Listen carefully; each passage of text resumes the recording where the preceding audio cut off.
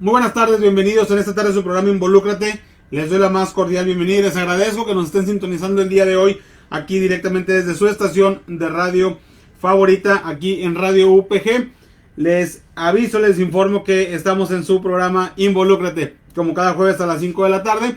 Involúcrate haciendo conciencia social, en donde lo que estamos buscando justamente pues es hacer esta acción de contribuir y llegar a la ciudadanía para poder aportar y abonar a lo que necesitamos para poder crecer como comunidad. Aquí en Radio UPG tenemos programación para todos los gustos, tenemos una variedad de contenidos enorme que nos ayuda. Vamos aquí a compartir en nuestras redes sociales.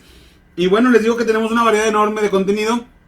Y el día de hoy aquí en Involúcrate, que manejamos temas de lo que es participación ciudadana y de desarrollo humano. El día de hoy vamos a estar tocando un tema importantísimo que nos va a ayudar a poder conocer cómo es el funcionamiento de nuestro gobierno. En estos días vamos a estar justamente trabajando sobre en estos programas. Son los temas que vamos a estar tocando.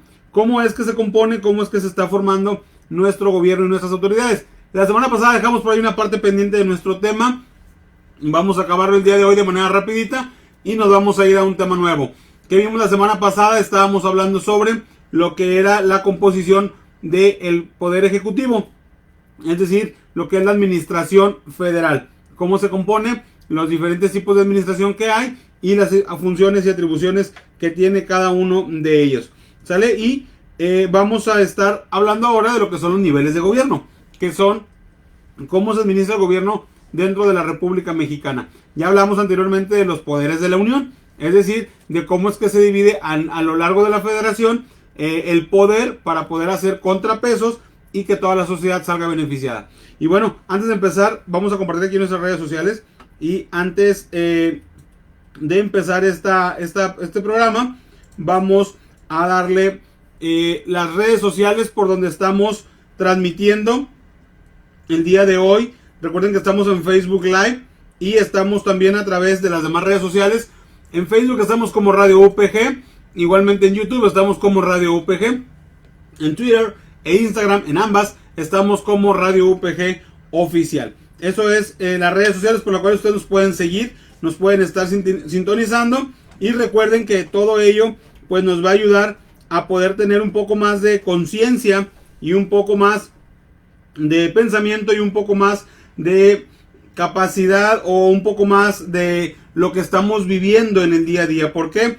Porque si nosotros no hacemos conciencia y no tenemos madurez, entonces vamos a batallar para el momento de elegir nuestros próximos gobernantes. Y vamos a batallar, me refiero en que a lo mejor no sabemos a qué se refiere, no sabemos cuál es la función o la atribución de cada uno de ellos.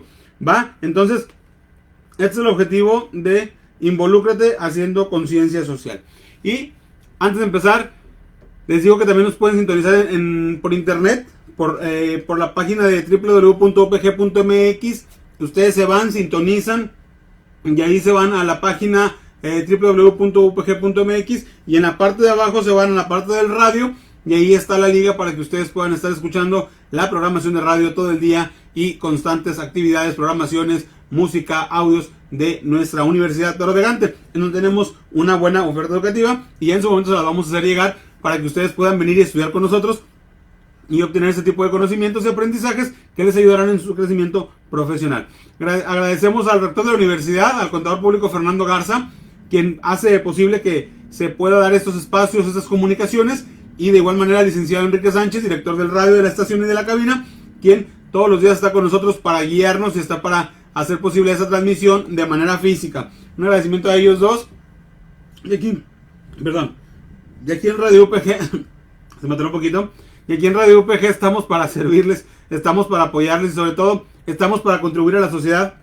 Estamos para poder hacer llegar a ustedes todo lo que es la comunicación y todo lo que es la programación para el crecimiento de la sociedad. ¿Qué vamos a ver el día de hoy? ¿Qué vamos a hablar? Vamos a hablar de lo que viene siendo, acabamos primeramente lo que es los niveles acabamos lo que es la administración pública federal, y después vamos a hablar de los niveles de gobierno, es decir, cómo están escalonados los niveles del gobierno, cuáles son sus atribuciones constitucionales, porque también tenemos que pasar, sobre todo, tenemos que basarnos y guiarnos en la parte constitucional. Si yo no me baso en la Constitución, que es el eje máximo, que es el eje rector, que justamente este viernes es el aniversario de la Constitución actual, que la próxima semana habremos de preparar un especial sobre la Constitución. Hubiera estado muy bien que fuera el día de hoy, pero igual vamos a tomar de referencia a la Constitución. Si nosotros no nos basamos, si no nos guiamos, si no sabemos qué es lo que vamos a estar nosotros respaldándonos, entonces vamos a hablar nada más al aire.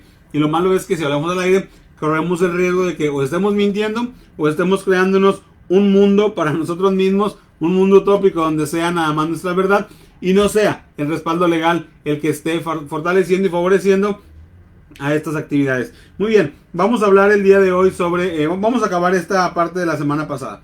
¿Qué vimos la semana pasada? Estábamos viendo justamente cómo se administra el poder federal, cómo está la administración federal. Y vamos a destinarle estos minutos. Les decía que retomando desde ya unas semanas anteriores, desde que empezó el año, justamente hemos estado hablando de todo lo que es cultura cívica y todo lo que viene siendo la conformación política del gobierno en México. Es necesario que sepamos estos temas porque si no, pues después nos vamos a desviar por otro lado.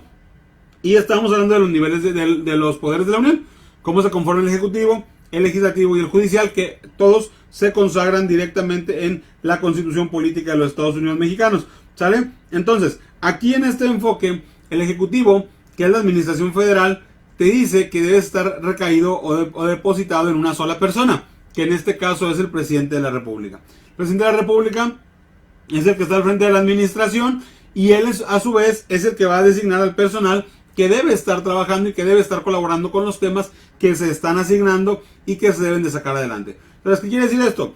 En sí, el poder constitucionalmente recae solamente sobre el Presidente de la República. Y los nombramientos y todos los demás puestos dependen directamente de él. Entonces, ¿qué vamos a ver? Lo que vienen siendo la Administración Pública Federal. Seguramente tú has escuchado o has mencionado que se mencionan sobre organismos autónomos y que se habla que si el INEGI, que si el INAI, que si el INE, que si el IMSS, que si la Secretaría de Desarrollo Social, que si la Secretaría de no sé dónde. Y luego entran esas controversias, ¿no? Oye, tengo este problema, ¿a dónde voy? ¿Con quién acudo? ¿Quién me puede ayudar? ¿Quién me puede solucionar? Ah, bueno, tienes que saber primeramente sobre qué va tu índole, sobre qué va tu asunto, sobre qué va tu caso. Y en base a eso, ahora sí, ya tú vas a decir, bueno, entonces, ¿sabes qué? Lo que necesito es irme por aquí o es irme por este camino. ¿Sale? Entonces, vamos a ver primeramente los órganos centralizados o los organismos centralizados. Lo menciono rapidito porque ese sí lo alcanzamos a escuchar la semana pasada. ¿Cuáles son los organismos centralizados? Organismos centralizados son todos aquellos que desprenden directamente de la ley orgánica de la Administración Pública Federal. Recuerden que en México tenemos la Constitución más cerca de 200 leyes federales. ¿Sí? ¿Por qué digo cerca? Porque se están ampliando y se están aumentando. Yo te puedo decir un número ahorita y la otra semana puede salir otra ley. O la otra semana se puede derogar otra ley. Es decir, que se puede eliminar otra ley. Entonces, en este caso, la ley de la Administración Pública, ley orgánica de la Administración Pública Federal, se desprende directamente de lo que son los artículos de la Constitución, que es del 73 al 89, si mal no recuerdo, donde habla del Poder Ejecutivo, que son las actividades que tiene el Presidente de la República. De ahí se desprende la ley de la Administración Pública, ley orgánica para la Administración Pública Federal. Y en su artículo 27, esta ley nos menciona justamente lo que son los organismos centralizados. Son todos aquellos que dependen directamente del gobierno, directamente del Presidente de la República, o sea, del Poder Ejecutivo, que fueron creados y fueron hechos para poder llevar la mejor administración de la sociedad, que ellos reciben un presupuesto público de la Federación en el paquete presupuestario económico que cada año se hace durante el mes de noviembre, máximo hasta el 15 de diciembre. Entonces, todos ellos reciben esta función o hacen esta atribución que es justamente aportar, que es justamente ayudar a la sociedad, justamente guiar, justamente orientar, y no, sus servicios no tienen costo alguno. ¿Sí? ¿Por qué? Porque no son paraestatales que brinden servicios o vendan servicios económicos. Son organismos del gobierno, de la administración federal, que lo que hacen es justamente ahondar, y lo que hacen es justamente apoyar y colaborar o contribuir para que se vaya viendo un crecimiento dentro de la sociedad. ¿Sale? ¿Cuáles son? Son las secretarías de Estado, que actualmente tenemos cerca de 20 secretarías. 19 secretarías son las que tenemos. ¿Sí? Que viene siendo Gobernación, te menciono una rapidita, ¿no? Gobernación, que se encarga de todos los asuntos de la política interna. De Gobernación salen más organismos centralizados que son apoyos. Por ejemplo, subsecretarías como Asuntos Religiosos, subsecretarías como Derechos Humanos, o institutos como Nacional de Migración, o institutos como la Defensoría para los Pueblos Indígenas, o institutos o comisiones como Juegos y Sorteos, que también se va a encargar directamente de lo que le corresponde, pero para que pueda tener un permiso y para que se pueda brindar el permiso a quien tenga esta actividad o esta función, tiene que pasar directamente por la Secretaría de Gobernación. Entonces, la Secretaría de Gobernación hace este papel, se encarga de todo lo que es la política local del país, la política nacional del país, de permisos, se encarga de deliberar beneficios, se encarga de permisos especiales, se encarga de todo lo que es lo correspondiente con los ciudadanos. Incluso, por ejemplo, el organismo de protección civil a nivel nacional también se desprende directamente de la Secretaría de Gobernación. Es por eso que la Secretaría de Gobernación es importante que lo ocupe alguien que esté preparado 100%, porque esta secretaría es prácticamente la mano derecha del presidente, o sea, esta administración, esta dependencia, y de ahí se desprende la gran mayoría de los institutos y la gran mayoría de las comisiones que van a ayudar a la persona o que van a ayudar a la sociedad mexicana. Esto por un lado con la Secretaría de Gobernación. Otra secretaría, te puedo hablar por ejemplo de la Secretaría de Hacienda y Crédito Público, que se encarga de todo lo que tiene que ver con lo tributario, con los impuestos. De ahí se desprenden, por ejemplo, líneas como el SAT, la Administración Tributaria, que es la que se encarga de escuchar y de checar todo lo que son los impuestos. Pero también se encarga todo lo que son aduanas, que es la que se encarga de valorar los gravámenes o poner el impuesto a las mercancías que van a entrar al país. Y entonces, cada parte de Hacienda, también está, por ejemplo, la Unidad de Inteligencia Financiera, que es la que se encarga de detectar los fraudes y que es la que se encarga de checar el lavado de combatir el lavado de dinero, ¿no? Entonces, todo ello son dependencias o son institutos que le pertenecen a la Secretaría de Hacienda, que esta Secretaría de Hacienda es un organismo centralizado que depende directamente de la administración del presidente de la República.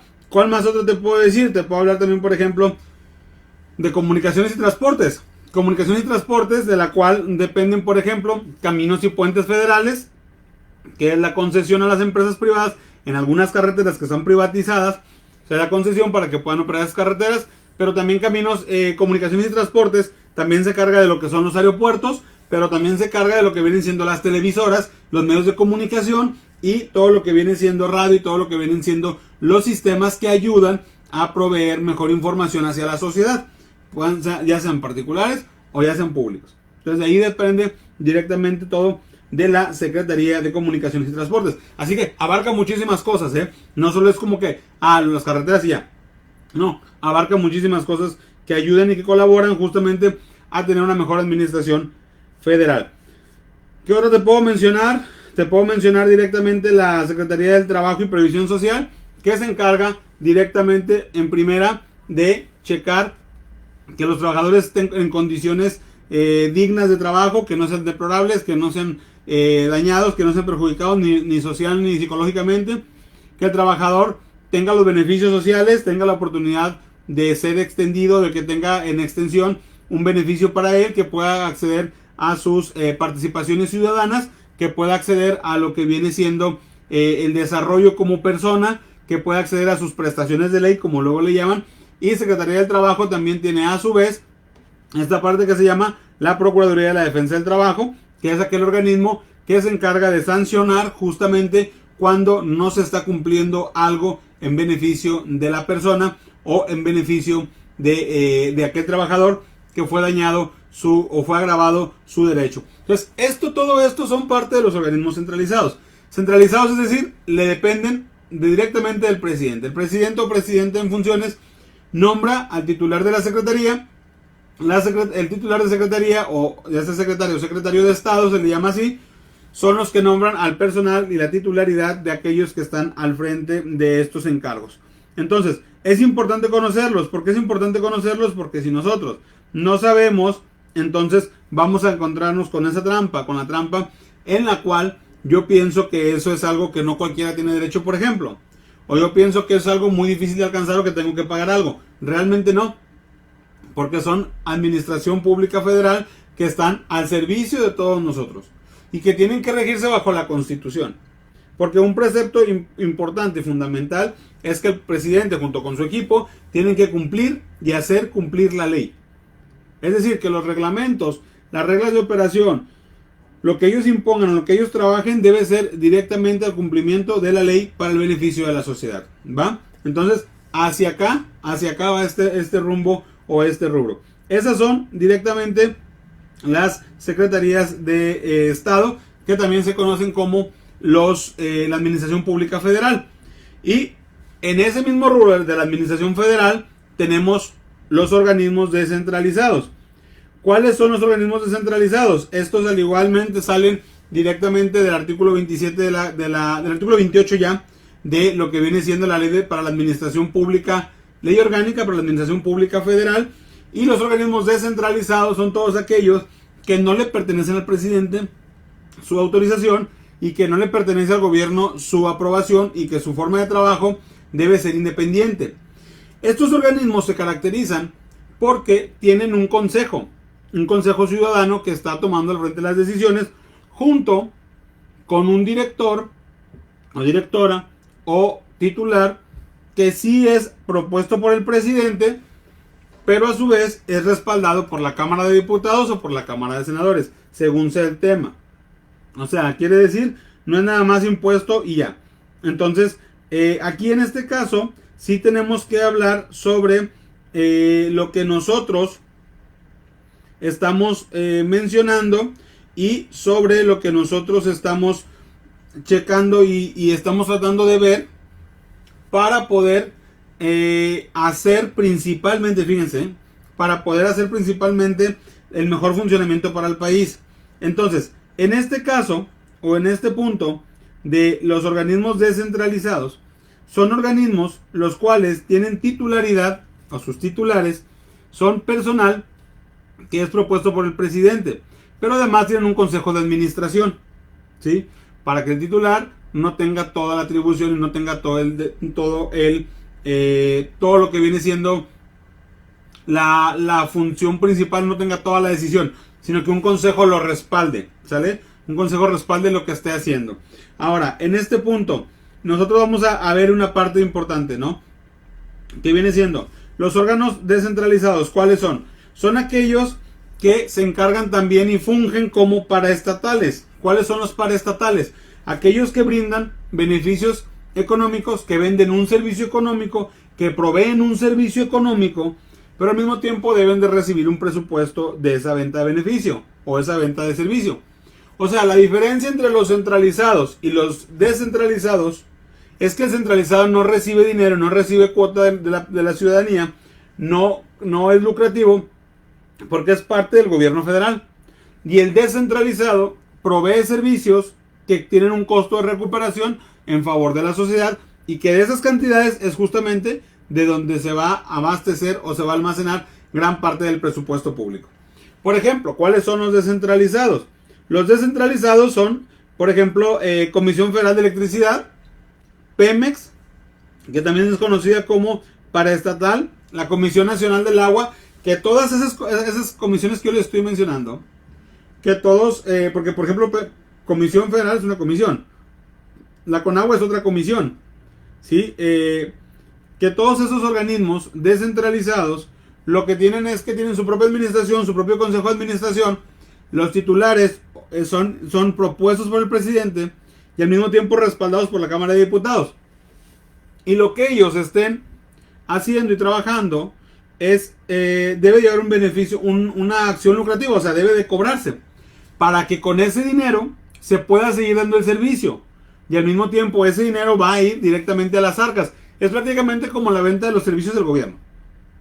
Por eso se habla mucho de la luz, por eso se habla mucho, se dice, oye, es que la luz cada vez está más cara.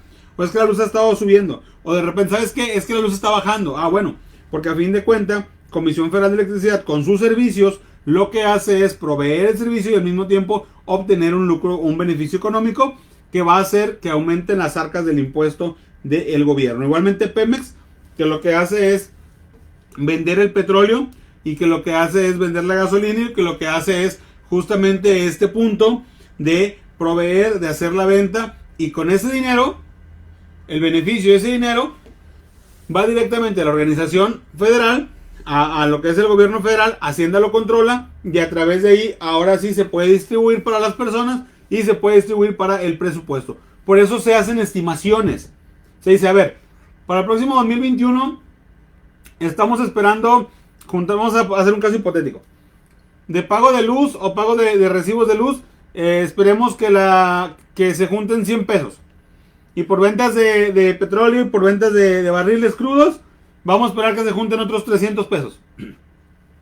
Y por venta de lo que viene siendo, por consumo de agua, que aunque ahorita el agua está concesionada por estados. Aquí en Nuevo León tenemos la comisión, tenemos agua y drenaje de Monterrey. Pero si el agua fuera a nivel federal, también se vendería el servicio del agua. Y diría, ¿sabes qué? Y de eso vamos a recibir otros 100 pesos. Entonces, el asunto aquí es que yo junto de aquí, de acá, de acá, de acá, de acá, y junto dinero y todo se va directamente al arca. Todo se va directamente al gobierno federal. Y a partir de ahí se hace la estimación y se hace el reparto de presupuestos. Con todo ese dinero que yo junté, supongamos que yo ocupo para todo el año yo ocupo 1,000 pesos. Ya saqué 100 de aquí, 100 de allá, 80 de allá. Y a lo mejor saqué 70 de un lugar muy simple, que no es tan lucrativo. Pero el objetivo fue juntar 1,000 pesos. Ya los junté. Ahora sí, en mi estimación, yo voy a repartir 1,000 pesos para todos los gastos de policías, de maestros, de soldados, para todos los gastos de la federación, de los trabajadores de la administración centralizada que les acabo de mencionar ahorita, para las compras, para el sector salud. Por eso los desequilibrios y por eso los descontroles. Porque dices, oye, se nos acabó el dinero. Yo tenía estimado tanta cantidad, tanto costo, tanto presupuesto, pero resulta que se nos acabó el dinero. Y como se nos acabó el dinero, y como ya no hay dinero, entonces, ¿qué es lo que tenemos que hacer? Vamos a pedir un préstamo. O en su defecto, vamos a sacar de donde tenemos, a gastarnos los que tenemos, y el siguiente año, en la estimación, vamos a aumentar los costos, aumentar los impuestos. Y es ahí donde la gente se enoja. Oye, es que me están aumentando el impuesto por el IVA, por ejemplo. Yo les digo que en México hay muchos impuestos, y los tres principales que nos afectan a todos es directamente el IVA, porque es un impuesto al valor agregado al producto que tú compras y lo que tú comes y lo que tú seas, lo que sea. Eso es el IVA. Por otro lado, tenemos lo que viene siendo el ICR, que muchos seguimos sin entender por qué ICR.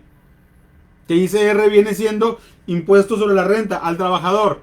Eres rentable, rindes mucho, cobras mucho, ganas bien, te bajamos impuestos. ¿Por qué? Entonces, ahí mucha gente se adolece de eso. Dice, oye, me quitas impuesto cuando compro algo. Me quitas impuesto cuando estoy trabajando. Y luego se pone o se prevalece la otra parte de lo que viene siendo el IEPS, que es impuesto especial sobre productos y servicios. A los productos y a los servicios más consumidos, más buscados, más especiales, más demandados, ahí le voy a poner otro impuesto. El impuesto especial.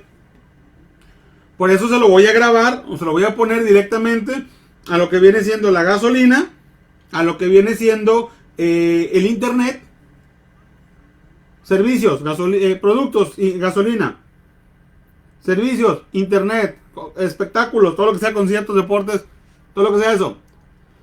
Productos, cerveza, cigarro, papas fritas, refrescos. Todo eso tiene un llamado IEPS, impuesto especial sobre productos y servicios. Porque en la estimación no se esperaba o no se contaba con esa cantidad. Por eso, si yo ocupaba 1,000 pesos y resulta que en el gasto me terminé ocupando a la mera hora 1,200 pesos, tengo que buscar la manera de o pedir prestado esos 200 pesos para recuperarlos este año, o sacar de donde tengo y el siguiente año los recupero con todo lo que voy a aumentar de impuestos. Entonces hay que tener cuidado con eso, porque eso, el aumento de los impuestos, que es parte del presupuesto público, esto se da desde la Cámara de Diputados, desde la Cámara de Senadores. Es decir, esas aprobaciones las hace el Poder Legislativo. ¿Quiénes son quién es la Cámara de Diputados? Quien tú eliges. Quien tú vas a elegir en tu boleta es justamente el que va a aprobar o desaprobar a tu nombre, porque es tu representante.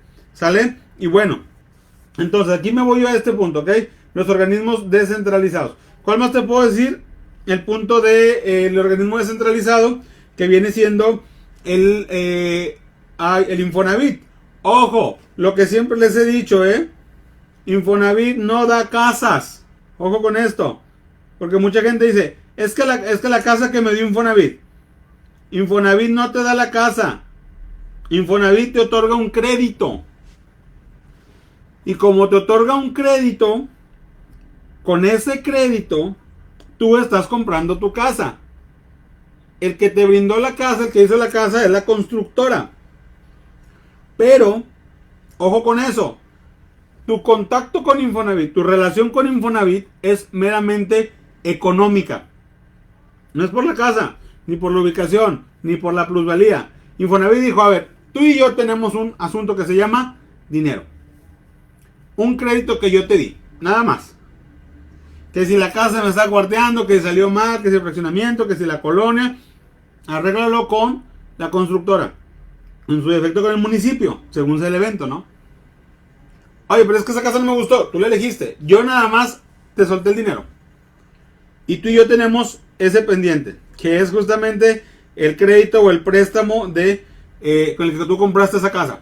El cual evidentemente se va a una superioridad, y que todo contrato que tú firmas con Infonavit te dan un máximo de 30 años para liquidarlo.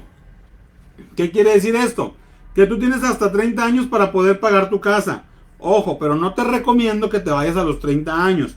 Toda casa está financiada para un promedio de 15 a 20 años. Entre más dejes de pagar, más se va a ir acumulando el interés. Y entre más interés acumules, más incrementa tu deuda. Por eso dicen, es que los precios están cada vez más altos y terminas pagando el doble de la casa. Pues sí, porque la plusvalía de la casa más el rédito económico, el interés económico sobre ese dinero aumentó al doble. Hizo que se aumentara el precio. Ojo con esto, no estoy diciendo que esté bien que estén al doble las casas o que después de 20 años termines pagando el doble o casi el triple. No estoy diciendo eso. Lo que estoy diciendo es que tú tienes la posibilidad, fíjate lo que te digo, la posibilidad de analizar y ver y decir, a ver, ¿por qué la casa se me fue al doble o se me fue al triple? Ah, porque subió algo que se llama plusvalía. ¿Y eso qué significa? Que tiene más valor el terreno, la propiedad. ¿Y quién te aumenta la plusvalía? El Congreso del Estado. Eso lo vamos a ver ahorita donde hablemos de los poderes municipales. Porque el valor de las propiedades, la plusvalía, lo aumenta directamente el Congreso Estatal. ¿Para qué? Para que suba el costo del predial o del pago del impuesto predial. Porque como tu casa ya vale más, tu aportación al impuesto predial tiene que ser más. ¿Sale? Entonces, si sube la plusvalía, por ende tu casa, lo que tú tienes, el domicilio donde estás viviendo, está subiendo de costo. Por eso tu crédito partió de 100 pesos y al cabo de 20 años pagaste 180 pesos, por ejemplo. Porque subió en plusvalía. Ahora, el otro punto es el crédito. Es un crédito. Vas a un banco, pide un préstamo. Ve a un banco, pide un préstamo, analiza y ve cuánto te van a cobrar intereses. Entonces, es lo que hace justamente Infonavit. Es una paraestatal. Que Infonavit se apoya del Banco de México para sacar dinero y del Banco de México te empieza a prestar el dinero para que saques y pagues la casa. ¿Ok? Más bien dicho, Infonavit la paga por ti. Tú se lo debes a Infonavit.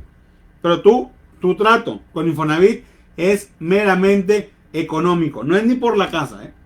¿Por qué se les embarga a los que dejan de pagar? Porque la casa es el bien asegurado que responde por la deuda. Esto en derecho civil y derecho mercantil lo manejamos perfectamente porque decimos, ¿sabes qué? Con ese bien es lo que yo voy a responder por la deuda. Si tú tuvieras otro bien para responder por la deuda, pues bueno, a lo mejor sabes que pues ya de los carros que tengo, ¿no? A lo mejor tengo un carro de lujo que responde por la deuda. Bueno, es otra cosa. Pero la casa ahí está hipotecada o la casa ahí está atravesada o ahí está en medio para poder checar y para poder decidir sobre lo que viene siendo esta parte del Infonavit, ¿sale? Y esta parte del crédito. Entonces, Infonavit no da casas, otorga créditos. Esto es parte de la organización de la administración pública centralizada. Y por último, los autónomos. ¿Quiénes son los autónomos? Aquellos organismos, aquellos institutos que no dependen del presidente, que no dependen del gobierno, que son propuestos por el presidente y a su mismo tiempo son aprobados por el Senado de la República, y algunos, incluso por ejemplo como el INE, que no son propuestos, sino que se hacen ternas. Bueno, que la ley se ha estado reformando, se ha estado cambiando. Anteriormente era una convocatoria pública para que todo aquel que quisiera llegar y todo aquel que quisiera ir a lo que viene siendo integrar estos organismos, se hiciera un consejo. El mismo Senado de la República hacía un consejo ciudadano de personas expertas en el área para que puedan decidir quiénes son los mejores perfiles a concursar, porque llegaban 100, 200, 300 y se ocupaban 8 vacantes, 5 vacantes. Entonces, ¿cómo le hago para sacar filtros? Bueno, anteriormente se llegaban todos, y el consejo este consejo consultivo, que eran los que los elegían, decían quiénes son los más preparados y empezaban a seleccionar la cantidad que el reglamento les pedía. Entonces, ¿qué es lo que hacían? Por ejemplo, siempre se hace 3 ternas, que son 3 personas, se hacen ternas, perdón, 3 personas por cada puesto vacante. Entonces, por ejemplo, si yo voy a ocupar 5 puestos vacantes, voy a sacar 5 ternas a concursar, y esas todos los 200 o 300 que me lleguen, yo voy a sacar nada más 15. Esos 15 los agrupo de 3 en 3, y ahora sí, ya que tenga las 3 en 3 en 3 ternas, se los paso al Senado, y el Senado de la República dice, ¿sabes qué? Vamos a aventarlos por ternas, vamos a hacer los que concursen directamente por ternas, y ahora sí vamos a ir a lo que viene siendo pues este punto de decir que ahora vamos a concursar y que vamos a estar combatiendo directamente por las ternas, ¿no? Y así se puede elegir mejor al representante, se puede elegir mejor al ciudadano que va a quedar como integrando esta comisión que se está buscando y que se está esperando, ¿sale? Entonces, pues bueno, esto es referente a los organismos autónomos. Pero ¿quiénes son los organismos autónomos? Son aquellos que tienen que rendir cuentas sobre la inspección a la ciudadanía y que tienen que ser árbitros imparciales en muchas cosas. Por ejemplo, el INE, por ejemplo, el INEGI, que el INE es el árbitro de la organización electoral. Es la que debe decidir sobre el triunfo, que aunque después lo ratifique el tribunal. Pero el INE es el que organiza y el que lleva a cabo la organización de las tareas electorales. Y por otro lado está el INEGI, que el INEGI lo que hace es la medición de la ciudadanía, el conteo y sacar estadísticas sobre cuántas personas de la ciudadanía están ya sea en pobreza, ya sea en enfermedades, ya sea en cierto tipo de condición laboral o lo que sea, y entonces el INEGI hace los censos, las estadísticas y los presenta ante la sociedad. Pero es un organismo autónomo, o sea, que tiene su libertad de decisión, su libertad de actuación, y sus integrantes, ojo con eso, por ser autónomo, tiene el beneficio y tiene el derecho de decidir lo que mejor le corresponda. Entonces, por ser autónomo, estos organismos, INE, INEGI, INAI, Comisión de Información Pública, Acceso a la Información Pública, o la Comisión Nacional de Derechos Humanos, son organismos autónomos, ¿sí? Que la función que tienen ellos es justamente apoyar, contribuir y colaborar con la sociedad para hacer ese beneficio de la voz del ciudadano, y no los pueden quitar nada más así. Entonces, esos son los organismos desconcentrados, no, perdón, son los organismos autónomos.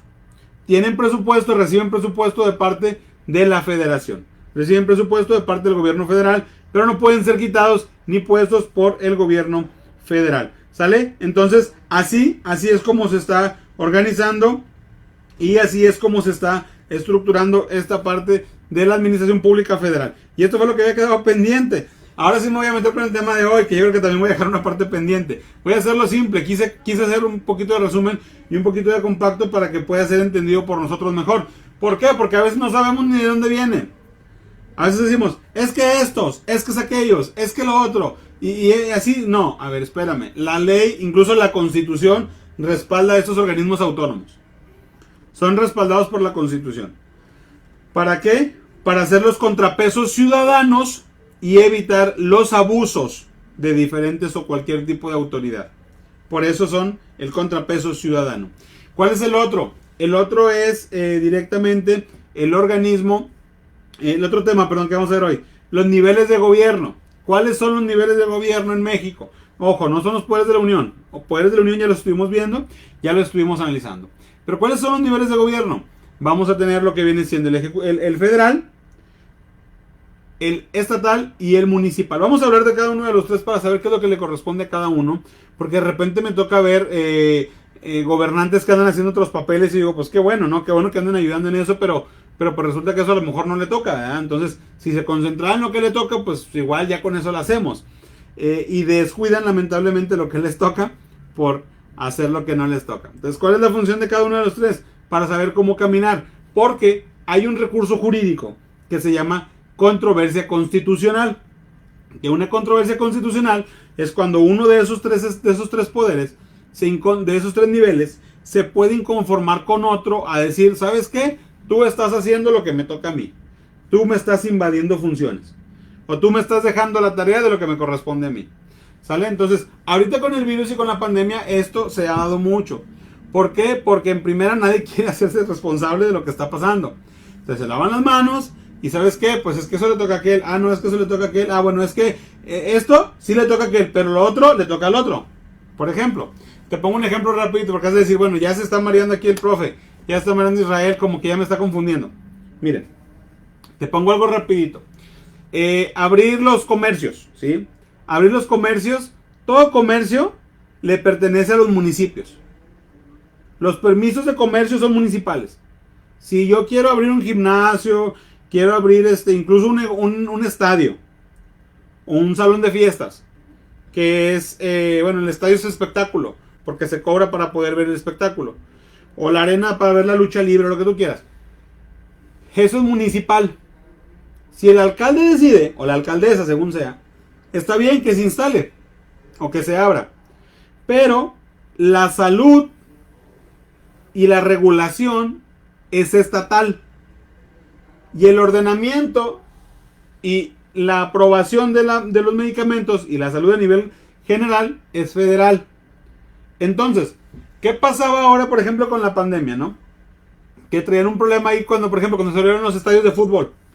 Que abrió Mazatlán, que se fueron todos los rayados de aquí, por cierto. Que Mazatlán yo sigo sin entender por qué sigue haciendo eso.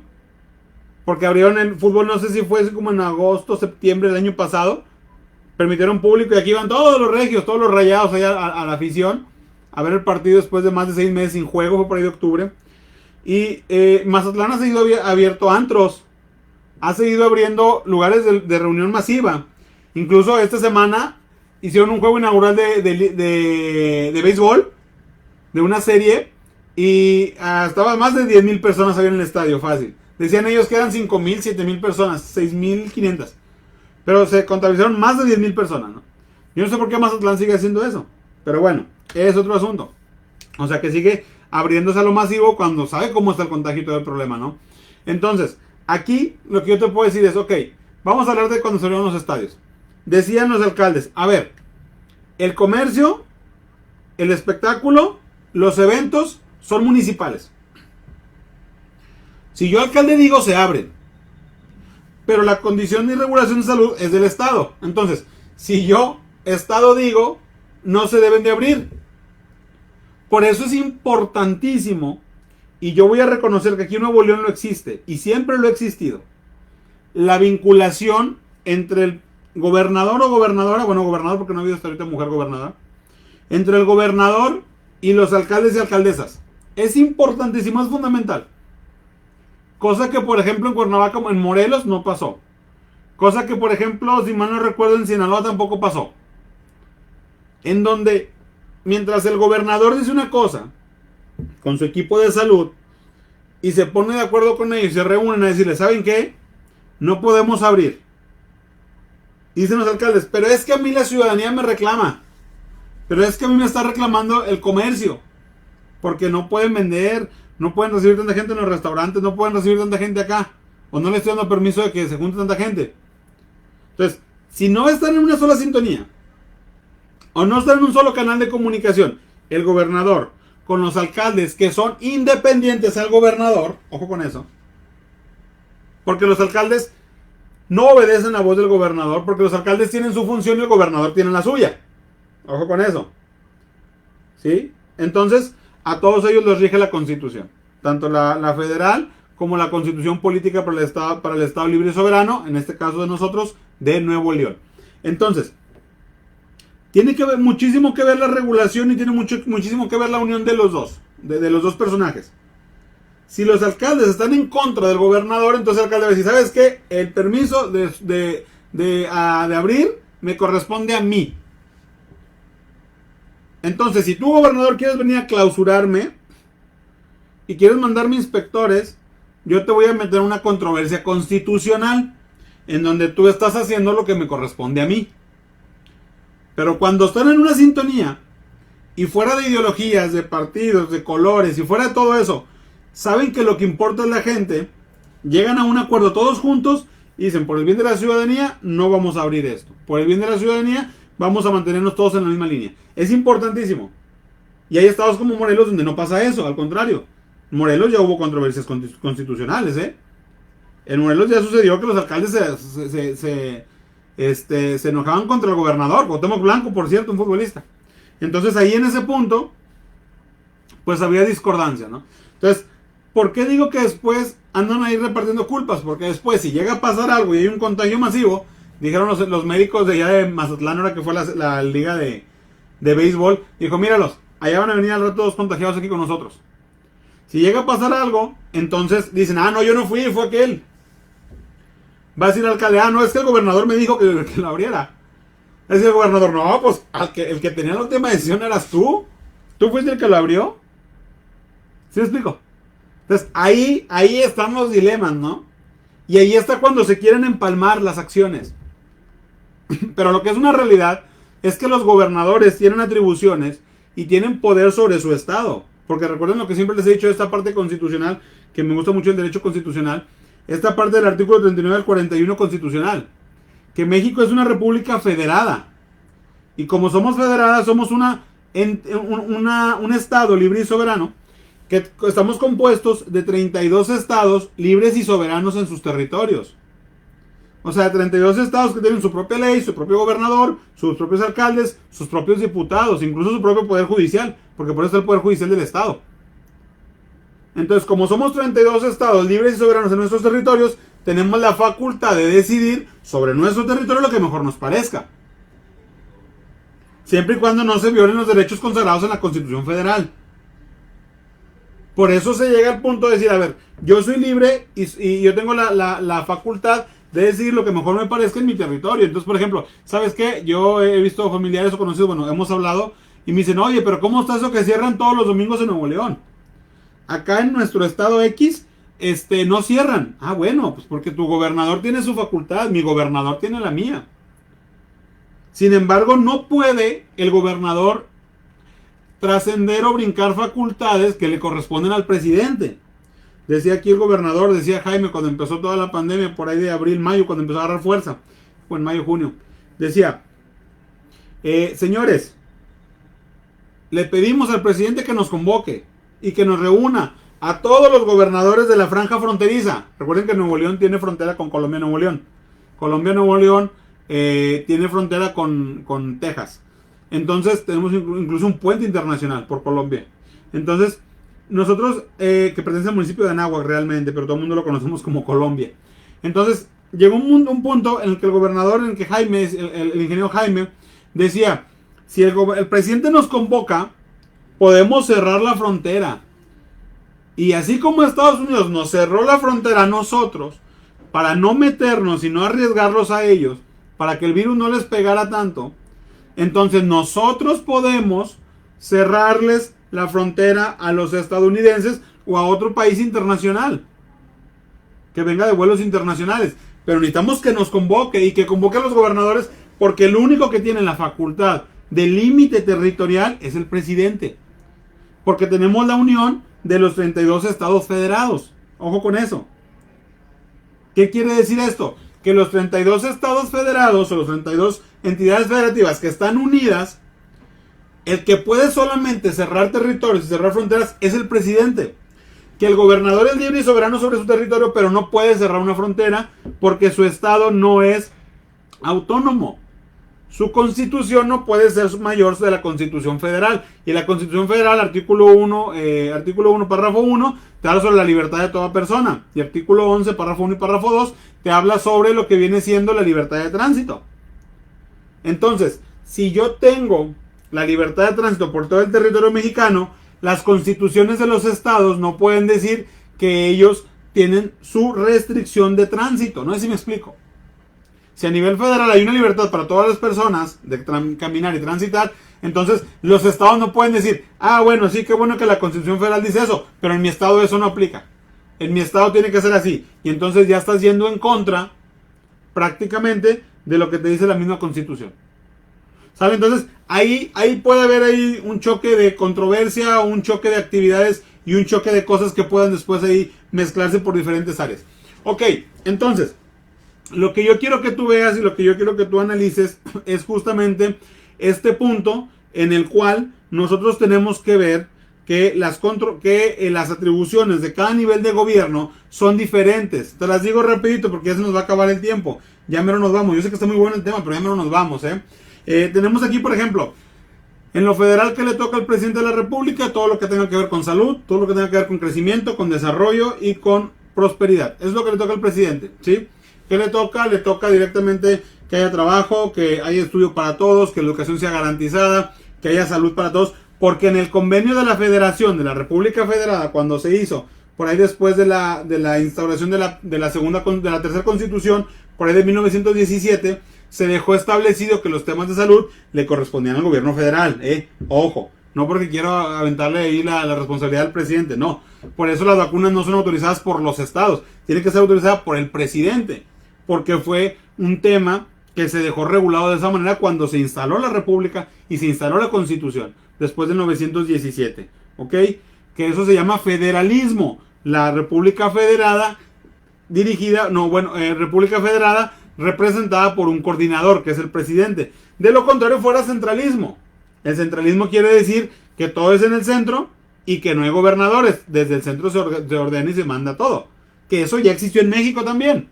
Pero es otro tema porque tenemos que hablar de historia. La función del gobernador y del gobierno del estado, ¿cuál es? Es justamente todo lo que son los registros. Ya sea vehicular, ya sea oficialías, ya sea actas de nacimiento, ya sea notarías públicas, todo lo que tenga que ver con los libros y los archivos de las acciones que hace la ciudadanía. ¿Sale? Eso es la función del gobierno del estado, es la función del gobernador, por eso también se habla de la movilidad, del tránsito y se habla directamente de los permisos de conducir, las rutas autorizadas de camión, transporte, todo lo que vaya de la mano, ¿sí? Y al mismo tiempo el fortalecimiento de la economía. Mientras el gobierno federal debe encargarse del ingreso de las empresas, del ingreso de la economía, de que haya economía, el estado debe encargarse del fortalecimiento. Por eso muchas veces los gobernadores dicen, ¿sabes qué? Por ejemplo, aquí en Nuevo León siempre se ha dado con el actual, el anterior y el anterior. Dicen, ¿sabes qué? Yo voy a fortalecer mi economía. A mí, si yo me espero que el presidente en turno, porque han sido varios, me traiga industria y vaya y negocie por mí, no, pues ¿cuándo? Imagínate. Entonces, yo tengo la facultad de fortalecer. ¿Qué quiere decir eso? No voy en contra de las reglas que ya están marcadas por el gobierno federal ni por el Senado. No voy en contra de los lineamientos, no voy en contra de lo que está establecido. Voy a favor y voy a fortalecer y a traerme más industria, más empresa y hacer que mi economía crezca. Entonces, como yo estoy creciendo y estoy haciendo que eso aumente, por consecuente, entonces lo que yo estoy haciendo es hacer que mi sociedad tenga más economía. Sí se puede para el gobernador. ¿Y qué es lo que le corresponde al alcalde? Artículo 115 constitucional, dale una leidita. Todo lo que es lo territorial, todo lo que es, fíjate, al alcalde le corresponden nada más unas cuantas cosas. Tú llévate de tarea este argumento de decir, verdaderamente está haciendo lo que le toca o está haciendo otras cosas. Le toca lo territorial, lo que viene siendo limpieza de plazas públicas, todo lo que es servicios primarios, tanto luminarias públicas como plazas públicas. También permisos de usos de suelo, de lo que sea, de alcohol, de primarias, de escuelas particulares, de iglesias, de centros de diversión, todo lo que es un permiso de uso de suelo le corresponde al alcalde o a la alcaldesa, a la administración municipal, ¿sí? Y también de las necesidades básicas de la ciudadanía, como recoger basura, como los baches, la pavimentación y del tránsito y el tráfico. Eso es lo que le corresponde. Lo demás son extras. Y qué bueno que lo hagan, me da gusto. Pero hay veces que andan haciendo lo que no les corresponde y lo que deben de hacer no lo hacen. ¿Ya te diste cuenta? Pero bueno, entonces eso fue el tema que yo quise tratar con ustedes el día de hoy. ¿Cuáles son las funciones de los niveles de gobierno? ¿Cuáles son sus atribuciones? La próxima semana vamos a estar hablando por ahí ya de lo que es la Constitución, cómo está estructurada la Constitución, del constitucionalismo. Mañana se celebra el Día de la Constitución, de la promulgación de la Constitución de 1917. Vamos a hacer historia porque ya hubo 3 constituciones. Realmente fueron 2 y una que fueron reformas y cambios, pero se hace pasar como constitución. Bueno, pero fueron reformas las del 57. Y les voy a decir una cosa, ya que estamos en esto. Cada constitución ha traído una transformación. Después de la independencia, se acaba la independencia en el 821, la constitución fue en el 824. Esa fue la primera transformación. La segunda fue en el 857 con las leyes de reforma. La segunda constitución, la segunda transformación, separar a la iglesia del Estado. Y la tercera fue después de la revolución, que la revolución se acabó en 1911, pero la constitución fue hasta 1917. Y esa fue la tercera transformación, separar a los políticos y separar a los extranjeros. Por eso hoy se habla de una cuarta transformación, lo que me lleva a pensar a una cuarta constitución. Pero los juristas, o los que nos encargamos del derecho constitucional, tenemos que ver si es que estamos en las bases y estamos en el momento adecuado para su realización. Así que se lo llevan de tarea, ustedes lo van a analizar, y nada más quiero que sepan el por qué transformación y por qué la Constitución. Muchas gracias, mucho gusto por estar aquí con ustedes. El próximo jueves los espero. Compartan este video, infórmenle a quien no conozca todavía este programa, Involúcrate Haciendo Conciencia Social. Todos los jueves de 5 a 6 de la tarde. Agradezco a Radio UPG por este espacio, por permitirnos llegar ante ustedes, al rector de la universidad, al contador público Fernando Garza y al licenciado Enrique Sánchez, director de la cabina de esta estación. Soy Israel Alonso, que tengan buen día, muchas gracias y cuídense porque el bicho va a seguir todavía un buen tiempo y en nosotros está prevenirlo. Que tengan muy buenas tardes, muchas gracias.